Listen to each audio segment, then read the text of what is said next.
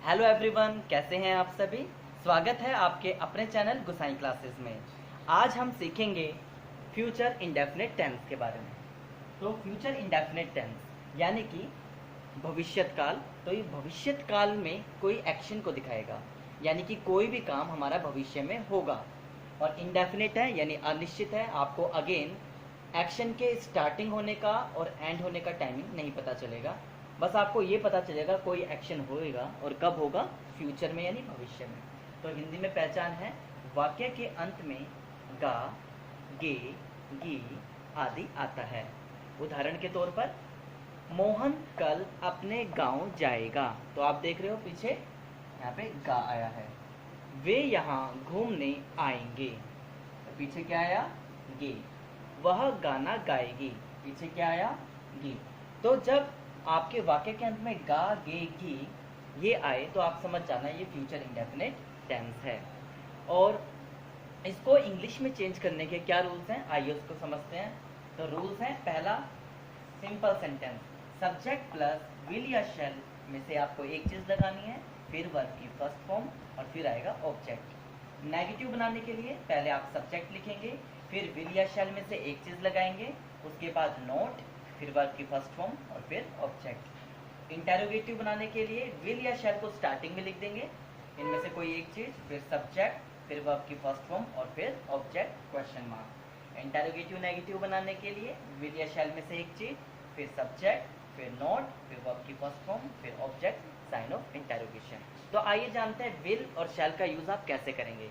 तो सबसे पहले विल की बात करते हैं। विल का यूज आप करेंगे ही, शी, इट या एनी नेम के साथ। तो इनके साथ आप विल का यूज करेंगे। और शैल का यूज करेंगे आप आई और वी के साथ। तो इनके साथ आपको शैल का यूज करना है। तो आइए एक सेंटेंस में आपको इंग्लिश में ट्रांसलेट करके बता देता हूँ। इसी प्रकार से आपको अन्य सेंटेंसेस भी इंग्लिश में ट्रांसलेट करने हैं। तो जैसे पहला सेंटेंस है, मोहन कल अपने गांव जाएगा। तो इसको इंग्लिश में कैसे ट्रांसलेट करेंगे। तो सबसे पहला सिंपल सेंटेंस बनाऊंगा मैं। मोहन, हमारा सब्जेक्ट क्या है, मोहन। तो मोहन, अब मैंने बताया था नाम के साथ आपको विल लगाना है। मोहन विल जाएगा, वर्ब की फर्स्ट फॉर्म है गो। मोहन विल गो, कहाँ जाएगा, अपने गांव जाएगा, ये आपका ऑब्जेक्ट है। टू हिज विलेज, कब जाएगा, कल, ये आपका टाइम, टुमारो, ये भी आपका ऑब्जेक्ट नहीं है। Mohan will go to his village tomorrow. Negative अगर मैं बनाऊंगा तो मैं क्या करूंगा, सब्जेक्ट मोहन, फिर विल का यूज करूंगा, उसके बाद नोट लगा देंगे हेल्पिंग वर्ब के बाद। मोहन विल नॉट, फिर वर्ब की फर्स्ट फॉर्म, फिर object to his village tomorrow.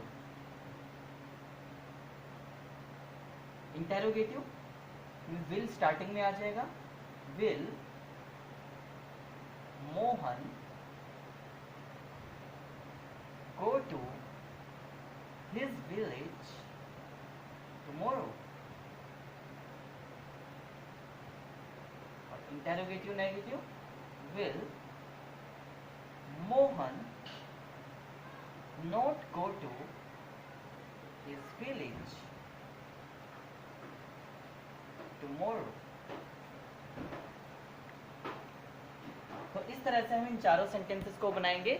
तो देखा आपने, मोहन कल अपने गांव जाएगा, तो इसका अगर सिंपल मैं बनाऊंगा तो बनेगा Mohan will go to his village tomorrow. Negative मुझे बनाना है, यानी कि मोहन कल अपने गांव नहीं जाएगा, तो बनेगा Mohan will not go to his village tomorrow. Interrogative मुझे बनाना है, यानी क्वेश्चन करना है, क्या मोहन कल अपने गांव जाएगा। Will Mohan go to his village tomorrow.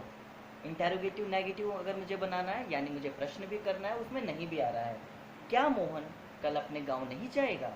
Will Mohan not go to his village tomorrow. तो इस तरह से। तो यदि आप चैनल पर नए हैं तो इस चैनल को जरूर सब्सक्राइब करें। आशा है आपको ये वीडियो अच्छे से समझ में आ गई होगी। तो इसी तरह से आप हमारे प्लेटफॉर्म से सीखते रहिए, नए नए कॉन्सेप्ट जानते रहिए। अगले टेंस में हम जानेंगे फ्यूचर कॉन्टिन्यूस टेंस को।